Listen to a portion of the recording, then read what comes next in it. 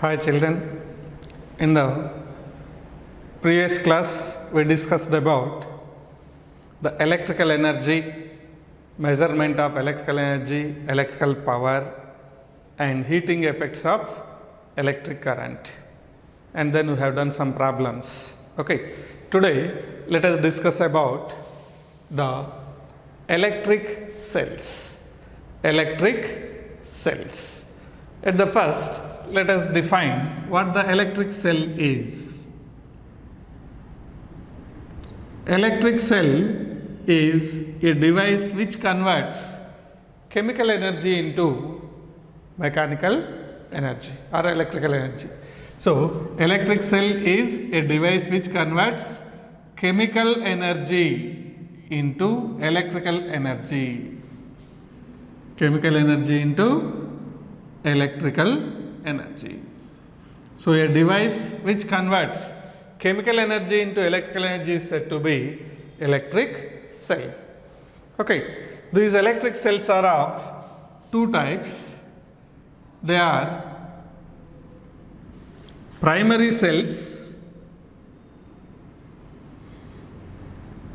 and secondary cells. These secondary cells may also be called as storage cells. Storage cells. So, primary cells, secondary cells. Primary cells are the cells which converts the chemical energy into electrical energy, and they give very small amount of current through the circuit. So, EMF is small and the internal resistance is large. So, for the primary cells, the EMF is small and internal resistance is large. These cells cannot be recharged.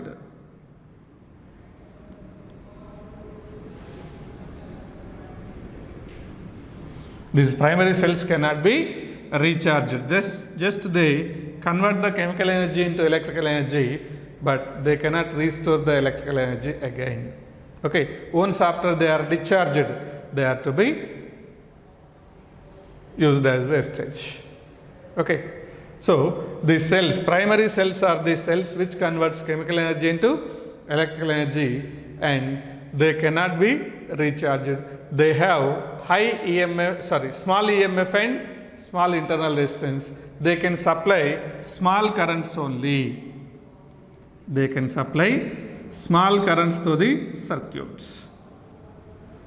Small currents through the circuit. Okay, they supply the small currents through the circuit. Okay, example for these primary cells are Daniell cell, voltaic cell,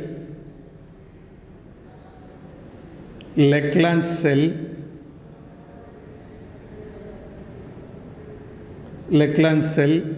etc. Daniell cell, voltaic cell, Leclanche cell, dry cell. These are some of the examples for the primary cells. These primary cells cannot be recharged. Their EMF is small, so they can send very small currents through the circuits. Okay, their EMF is small and internal resistance is large. Whereas secondary cells, we are calling them as storage cells because at the first they convert electrical energy into chemical energy. Electrical energy into chemical energy. And then while using, the chemical energy will be converted into electrical energy. So, while we are charging the cells, they are converting electrical energy into chemical energy.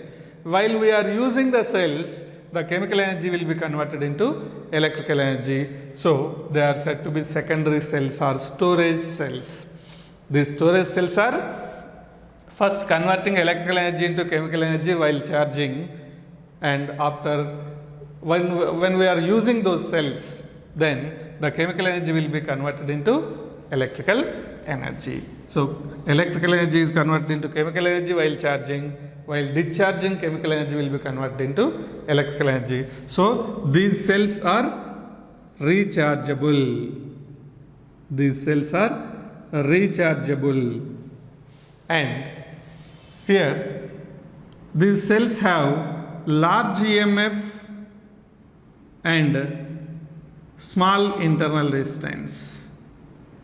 Internal resistance is small, EMF and large, so they can send large currents through the circuit. They can send large currents through the circuit. Okay, examples for these secondary cells are lead accumulators. Lead accumulators and Edison cells. Edison cells. These are examples for secondary cell. What is battery? Battery is a group of cells. Battery is different from cells. Battery is a group of cells. When the cells are connected either in parallel or in series, then that group of cells is said to be battery. Okay, group of cells is said to be battery. So the electrical cell is a device which converts chemical energy into electrical energy. There are two types of electrical cells, primary cells and secondary cells.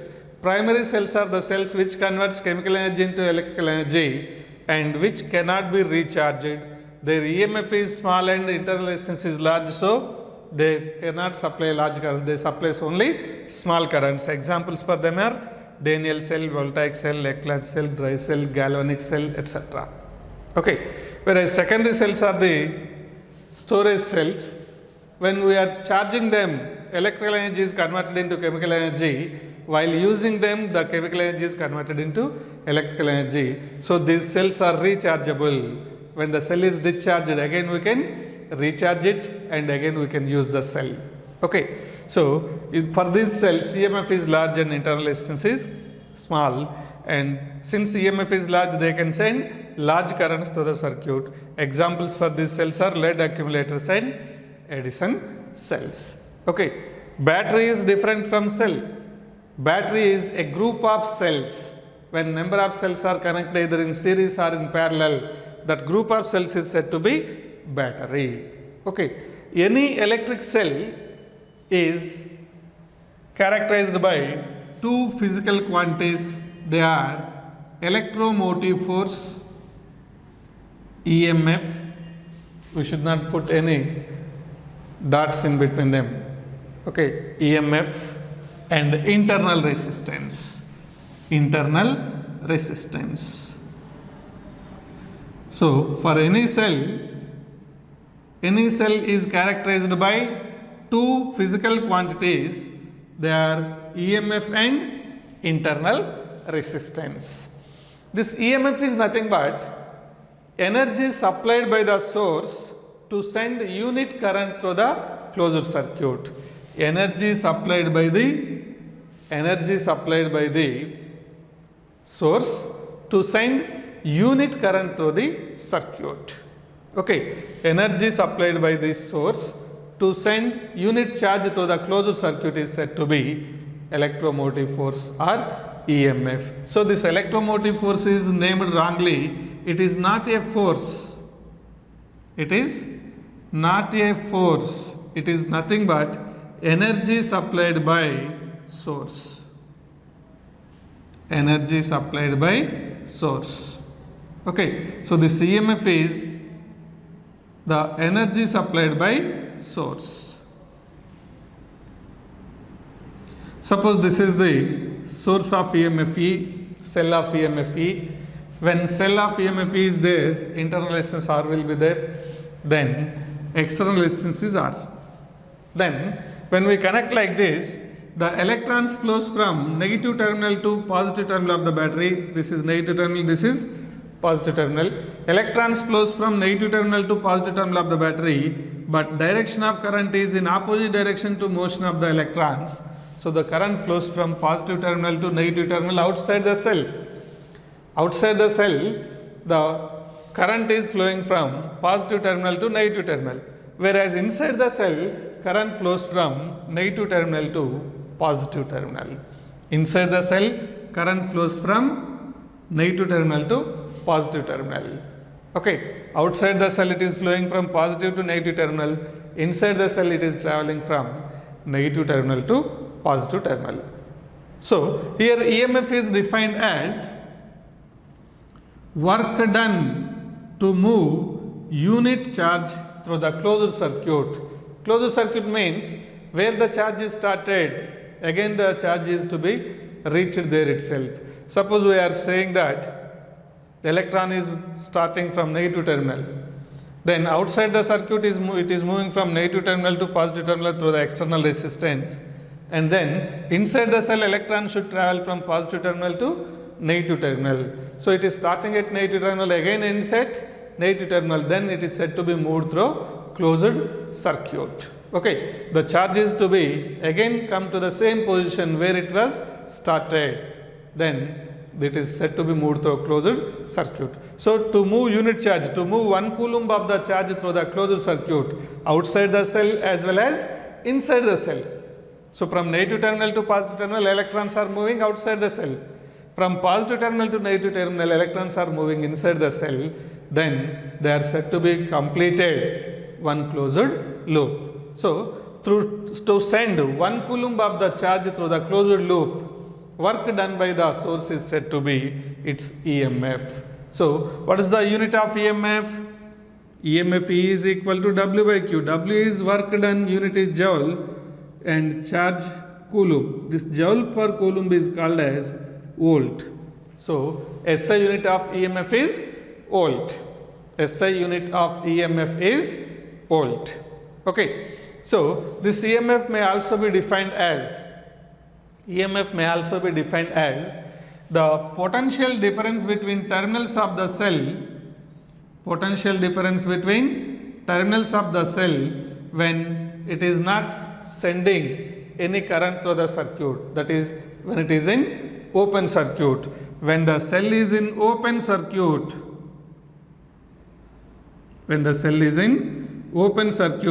potential difference between terminals of the cell is said to be EMF. Potential difference between terminals of the cell is said to be EMF. When the cell is said to be in open circuit means a circuit with infinite resistance. Open circuit means a circuit with infinite resistance. When the resistance is infinity, no current passes through the circuit, then it is said to be open circuit. That is, when the cell is not connected to external resistance, no current passes through it, because between these two terminals infinite resistance is there. Air is not conducting electricity, so between these two terminals infinite resistance is there. Then the cell is said to be in open circuit. What is closed circuit? So when the cell is connected to external resistance, some finite resistance is there, then the circuit is said to be closed circuit. So what is closed circuit? Closed circuit is the circuit with finite resistance. Circuit with finite resistance is said to be closed circuit. So this is the closed circuit.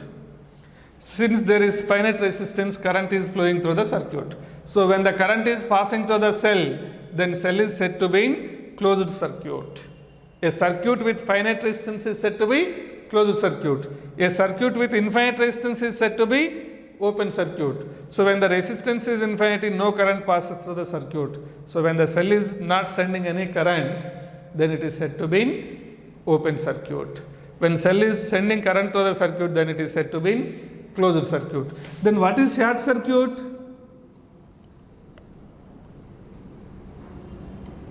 Short circuit is circuit with zero resistance.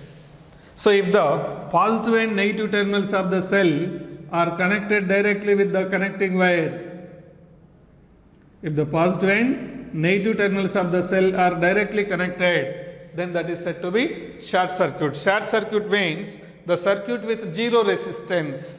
Circuit with zero resistance. When the resistance is zero, infinite current, very large current flows through the circuit. When large current flows, what happens? the conductor will emit the heat energy so that the fire puts on. Okay, so when the high current flows, the wire is getting heated up, connecting wires gets heated up and fire puts on. Okay, so that is the way the shops and buildings are burning due to short circuit. Okay, so these are the different types of circuits. So open circuit is the circuit with infinite resistance, then no current passes through the circuit. Closed circuit is the circuit with finite resistance which carries a finite current. Short circuit is the circuit with zero resistance, high current flows through it so that fire puts on. Okay, so these are the different types of circuits. Now, the cell is generally consists of an electrolyte in which electrodes are placed. In the electrolyte, two electrodes are placed, then this acts as the electric cell. So electric cell consists of electrolyte and two electrodes. Electrolyte and two electrodes. Okay, so suppose zinc and copper electrodes are placed in sulfuric acid H2SO4. This is the electrolyte, and these two are said to be, zinc and copper are said to be electrodes. Okay, zinc and copper, both of them are said to be electrodes. One acts as positive terminal and other acts as negative terminal of the battery. So the cell consists of two electrodes and electrolyte. Okay, then this EMF of the cell depends on EMF of the cell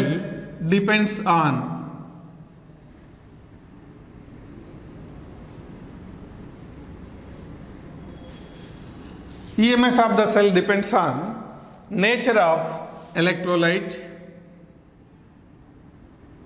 nature of electrodes,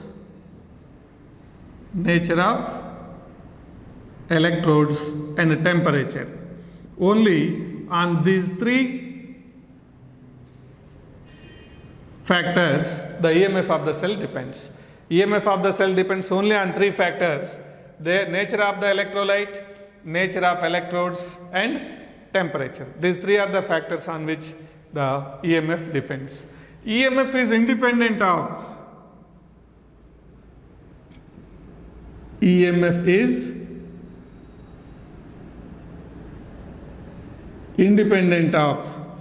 EMF doesn't depend on the area of electrodes,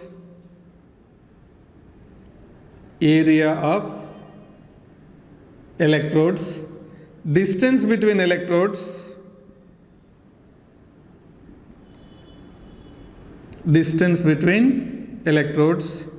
and size of the battery or size of the cell. So this EMF doesn't depend on the area of the electrodes, that doesn't depend on the distance between the electrodes, that doesn't depend on the size of the cell, and that doesn't depend on the quantity of electrolyte.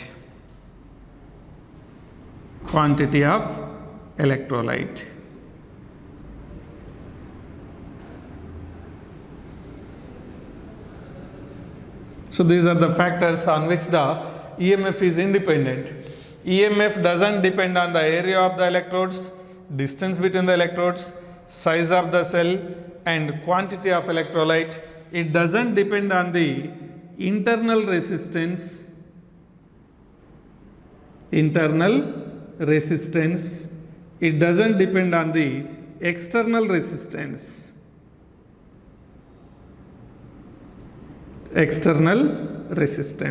So these are the factors which doesn't influence the EMF of a cell. So along with the EMF, what is the other physical quantity that is characterized by the cell. A cell is characterized by another physical quantity, that is internal resistance. By the name itself, this resistance is inside the source. Okay, internal resistance. So this internal resistance is represented with small r. This is the resistance offered by the cell for the flow of current through electrolyte. So inside the cell electrolyte is there. So to send the current through the electrolyte, when the current is passing through electrolyte, this electrolyte gives some opposition for the motion of charge carriers. That itself is said to be internal resistance. Okay, so here let us see what is there inside the cell. Inside the cell, electrolyte and electrodes are there. Now, suppose the zinc electrode is kept in sulfuric acid, then what happens? Zinc is reacting with the sulfuric acid, and what will be formed? Zinc sulfate will be formed. Okay, these sulfate ions are negative ions. Since these negative ions are attached to the zinc plate, this acts as the negative terminal. This acts as positive terminal. Sulfate ions are attached to it. Okay, and hydrogen ions are moving from here. Okay, sulfate ions are taking 2 electrons from the zinc, so that zinc is getting positively charged. These hydrogen ions moves to these hydrogen ions are moving towards the copper, and they neutralize the copper by absorbing electrons from it. The hydrogen ions are absorbing electrons from the copper, so that the copper gets it gets positively charged, it gets negatively charged. So zinc acts as the negative terminal and copper acts as the positive terminal. Are you followed here? When the zinc is interacting with the sulfuric acid, it forms the zinc sulfate. So for the zinc, sulfate ions are attached. Sulfate ions are negative ions that are known to us. SO4 2 minus. Okay, so two negative charges are attached to the zinc. So zinc acts as the negative terminal for the battery. And these hydrogen ions are moving from zinc to copper, and there they are absorbing electrons from the copper, so that becomes hydrogen bubble, so that the electrons are lost by copper, so copper is getting positively charged. So this copper electrode acts as positive terminal, zinc electrode acts as negative terminal. So when an external resistance is connected across these two terminals, then what happens? Electrons flows from zinc to copper, whereas current flows from copper to zinc. So this is the direction of current. Outside the cell, current is flowing from copper to zinc. Inside the cell, the current is flowing from zinc to copper. So inside the copper or inside the electrode, current is flowing from zinc to copper, from negative terminal to positive terminal. Whenever these ions are moving, they are colliding with the electrolyte particles. They are colliding with the electrolyte atoms. Those electrolyte atoms are giving some opposition for the motion of these ions. That opposition itself is said to be internal resistance. Okay, so what the internal resistance is? Resistance offered by the electrolyte of the cell to send the current through it is said to be internal resistance. Okay, generally this internal resistance is represented with small resistance just beside of the negative terminal of the battery. This is the symbol of the internal resistance. Okay, this is the cell of EMF E and internal resistance R. Or same may be represented like this also. Positive terminal, negative terminal, EMF, and internal resistance can be represented in between the terminals itself like this. So that is the representation of internal resistance. Now let us see on what factors the internal resistance depends. So internal resistance depends on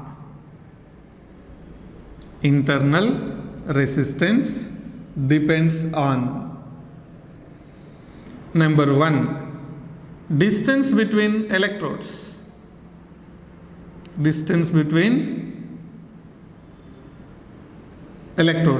What happens as the distance between the electrodes is increased? As the ions are moving from zinc to copper, if the distance between electrodes is increased, what happens? To reach the copper, the ions have to make more number of collisions with the electrolyte atoms. So automatically internal resistance will increase. So internal resistance is increasing with distance between the electrodes. As the distance between the electrodes increases, internal resistance also increases. Number 2, area of electrodes or surface area of electrodes. If surface area is large, then the internal resistance will be small. If surface area of these electrodes is large, then there is more path for ions to travel from one plate to another plate, so that internal resistance will decrease. So a surface area of electrodes, internal resistance is inversely proportional to surface area of electrodes. And number 3, the area of cross section of the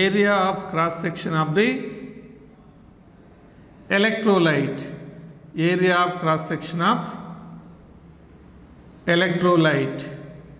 Okay, so here it is also inversely proportional to area of cross section of electrolyte.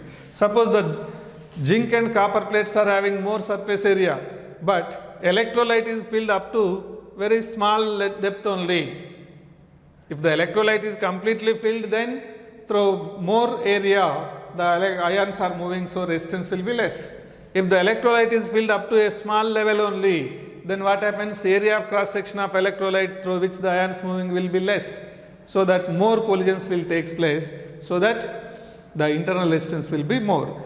So internal resistance is inversely proportional to area of cross section of electrolyte through which current is flowing, and it is directly proportional to concentration of electrolyte.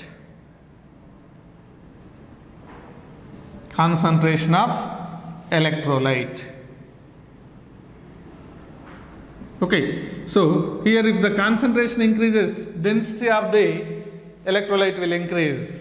When the concentration increases, density increases. When the density of electrolyte is increased, ions will make more number of collisions with the atoms, so that automatically the internal resistance will increase. And it depends on temperature. So when the temperature is increased, what happens? Electrolyte will expand. When the electrolyte expands, the density of the electrolyte is decreasing, so the internal resistance decreases. So internal resistance decreases with temperature. So these are the factors, and again along with them, age of the cell. If age of cell is more, then it offers more internal resistance, because some chemical products will be stored on the electrodes, so it offers more resistance if age is more. Okay, internal resistance is directly proportional to age of the cell. Okay, these are the factors which are affecting the internal resistance. So what are the factors which are affecting internal resistance? The internal resistance is depending on the distance between the electrodes. Internal resistance is directly proportional to distance between the electrodes. Internal resistance depends on surface area of electrodes. It is inversely proportional to surface area of electrodes. It depends on area of cross section of electrolyte. R is inversely proportional to A. It depends on concentration of electrolyte. R is directly proportional to concentration. It depends on temperature. R is inversely proportional to temperature, and it depends on age of the cell. As age of the cell increases, resistance also increases. So these are the factors which are affecting the internal resistance. Now let us see what is ideal cell. Ideal cell, important 2 marks question. What is ideal cell? Ideal cell is a cell which has zero internal resistance. A cell with zero internal resistance is said to be ideal cell. So this ideal cell can be represented like this only. Internal resistance is not there, only EMF will be there. Then the symbol for cell is like this. So ideal cell is a cell which has zero internal resistance. A cell with zero internal resistance is said to be ideal cell. Then symbol for ideal cell is this. So no internal resistance is there here. Okay. So ideal cell has only EMF. It doesn't have internal resistance. But we cannot construct the ideal cell because whatever electrolyte we may use, that gives some opposition for the flow of ions through it. That's the way. Ideal cell is just concept only, and if the cell has negligible internal resistance, very small internal resistance, then we can take that as ideal cell. Now let us discuss about terminal potential difference. Terminal potential difference or terminal voltage. Terminal potential difference or same may be called as terminal voltage. Whenever cell is in closed circuit, the potential difference between terminals of the cell is said to be terminal potential difference.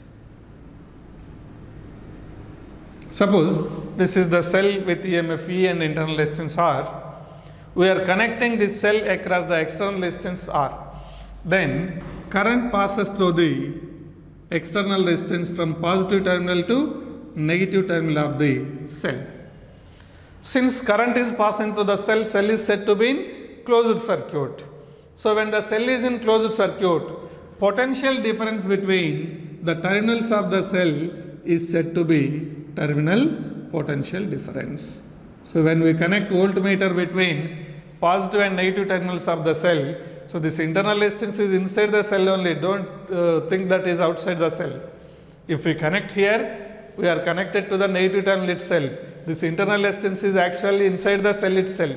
Okay. So whenever the cell is in closed circuit, potential difference between the terminals of the cell is said to be terminal potential difference. So when the cell is in closed circuit, what is the current through the circuit? Current through the circuit is given by applied EMF E, and current is passing through this external resistance as well as in internal resistance. Through the same, both the resistors, same current is flowing, so the resistors are said to be in series. Always the current that is passing through external resistance is passing through the internal resistance. Same current is passing through external and internal resistance. When the currents are same, the resistors are said to be connected in series. So blindly remember that always internal resistance is in series with the resultant external resistance or effective external resistance. Internal resistance is always in series with the effective external resistance. Okay, so effective resistance becomes external resistance plus internal resistance because they are in series. Okay, so this is the current through the circuit. Then what is the EMF of the circuit? EMF is I into R plus R. EMF of the cell is given by I into R plus R, where I is the current through the circuit and the external resistance, small r is internal resistance. Okay, then terminal potential difference V is equal to, so potential difference between these 2 points is same as that of the potential difference on this external resistance. Through external resistance, how much current is flowing? I current. So this external resistance is between the terminals of the cell only. The voltmeter is also between terminals of the cell only. So potential difference between terminals of the cell, potential difference on external resistance are same. So terminal potential difference is given by IR from Ohm's law. I current is flowing through external resistance, so potential difference across it is IR. So terminal potential difference is IR. What is the definition of terminal potential difference? When the cell is in the closed circuit, potential difference between its terminals is said to be terminal potential difference, and formula for terminal potential difference is V is equal to IR, but I is how much? E by R plus R. So terminal potential difference is ER by R plus R. This is the formula for terminal potential difference. Okay, so when the cell is discharging, EMF is I into R plus R, or EMF can be written as IR plus IR. Okay, but this I capital R is nothing but V, so E is equal to V plus IR. Then E minus V is equal to IR. E minus V is equal to IR. Okay, this is said to be loss volts. Loss volts. So what is the definition of loss volts? The difference between EMF and terminal potential difference is said to be loss volts. Difference between EMF and terminal potential difference is said to be loss volts. That is loss of energy. Loss of energy. E minus V is equal to I into R. Okay, this is said to be loss volts. Why we are calling that as loss volts? Because this energy is used to send the current through internal resistance. When the current is passing through this internal resistance inside the cell, we cannot use that current. If the current is passing through external resistance, that can be used by us to work the electrical appliances. But when the current is passing through the source itself, when the current is passing inside the source itself, that current cannot be used by us. So we are calling that as loss volts. Okay, loss volts is used to drive the current inside the internal resistance. Loss volts is used to drive the current inside the source itself. That's why we are calling this as loss volts, because we cannot use that current. Okay, now let us see the fraction of useful energy. Fraction of useful energy.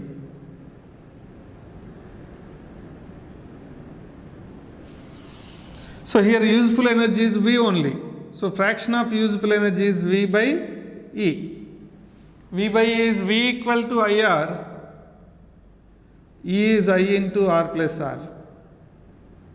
Okay, so fraction of useful energy is R by R plus R. So percentage of useful energy is V by E into 100, that is R by R plus R into 100. This is percentage of useful energy. Then what is the fractional loss of energy? Fractional loss of energy. Fractional loss of energy means loss of energy by total energy. Loss of energy is how much here? E minus V. And total energy is E. So fractional loss of energy is E minus V by E. E minus V is I small r, whereas E is I into capital R plus small r. So fraction of loss of energy is R by R plus R. So percentage loss of energy is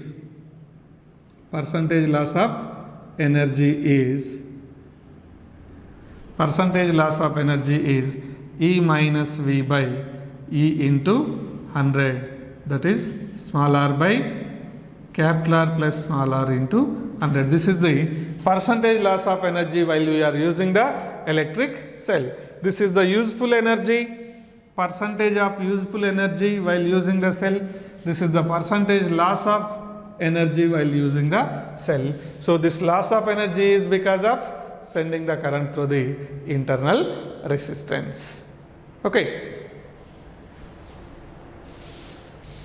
Okay, so here the internal resistance is, so V by E is equal to, what is the formula for internal resistance. To find the internal resistance, V is equal to, or E is equal to V plus IR. Okay, so E minus V is equal to IR. Okay, and V is equal to I capital. So when we divide these two equations, what we'll get? E minus V by V is equal to, E minus V by V is equal to small r by capital R. We are dividing these two equations. When equation 1 is divided with equation 2, what will get? E minus V by V is IR by IR, I and I will be cancelled, small r by capital R will be obtained. So formula for internal resistance is E by V minus 1 or E minus V by V into capital R, or simply small r can be written as E by V minus 1 into capital R. This is the formula for internal resistance of the cell. Okay, so internal resistance R is equal to E by V minus 1 into capital R. If we know the EMF and terminal potential difference and external resistance, from that we can determine the internal resistance of the cell. Okay, so whenever the cell is discharging, we know the relation between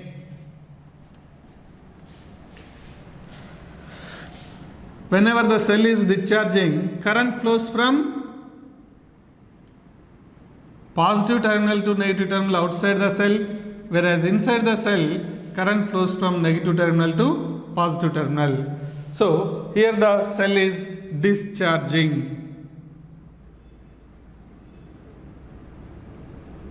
Okay, so when the cell is discharging, what is the relation between EMF and terminal potential difference? E is equal to V plus IR, or E minus V is equal to V plus IR, or E minus V is equal to IR. So which is greater here? When the cell is discharging, EMF is greater than terminal potential difference. Okay, when the cell is discharging, EMF is greater than terminal potential difference. If the cell is charging, when the cell is said to be charging, when we apply a potential difference greater than the EMF of the cell, then current will be driven in opposite direction. Suppose the current is flowing from positive terminal to negative terminal inside the cell, or from negative terminal to positive terminal outside the cell, then the cell is said to be charging. So while the cell is discharging, current is flowing from negative to positive terminal inside the cell. While the cell is charging, currents inside the cell travel from positive terminal to negative terminal. So when the current is traveling from positive to negative terminal of the cell, it is said to be charging. When the cell is charging, terminal potential difference is greater than EMF, and terminal potential difference V is equal to E plus IR, or E minus V minus E is IR. So these are the relations between EMF and terminal potential difference in different cases. If the ideal cell is there, for ideal cell, internal resistance is not present.